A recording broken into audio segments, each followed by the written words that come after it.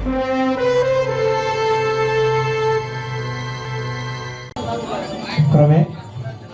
વિનંતી કરું આપણા સૌની વચ્ચે ઉપસ્થિત શ્રી મહાવીરભાઈ રાવને આજના અવસરે આપ આપની પ્રાસંગિક પ્રસન્નતા વ્યક્ત કરશો. મહાવીરભાઈ રાવ.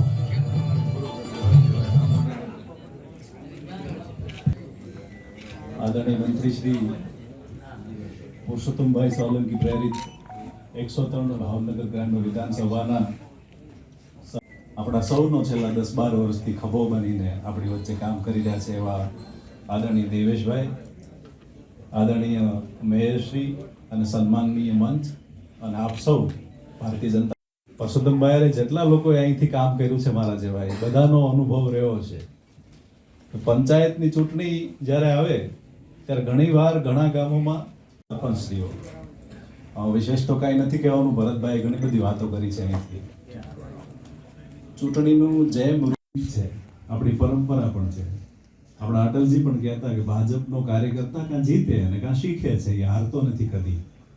એટલે જે કોઈ પાછળ રહીને દસે, કારણ કે જાહેર જીવનમાં એ બધાએ નોટિસ કર્યું હોય કે ગ્રામ પંચાયતની ચૂંટણી સૌથી વધારે અઘરી, એમાં હમણાં અહીંયા બિનહરીફ સરપંચશ્રીઓના સન્માનો થયા છે. ત્યારે પણ આવી વાત એમની સાથે ચર્ચા કરવાની થઈ છે ત્યારે હંમેશા એક જ એમનો અભિગમ અહીંયા બેઠેલા બધાનો અનુભવ પણ હશે જેમને એમની સાથે કામ કર્યું કે ભાઈ કંકાસ નહીં ગામડાઓમાં. આપણે સૌ શાતા રાખી અને વ્યવસ્થામાં સહકાર આપીશું. હવે પછીના ક્રમે વિનંતી કરું નેસવડ ગ્રામ પંચાયતના સરપંચ શ્રી પડવાનું સન્માન રઘુભા લેવા માટે પધારે તેવી વિનંતી છે. પીપળનામાંથી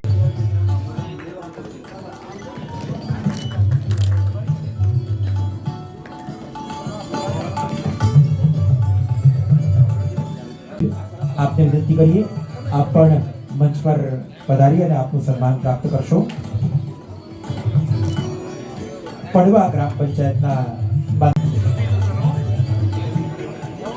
ત્રાંબકમાંથી શ્રી વનાભાઈ મેરુભાઈ ચુડાસમા.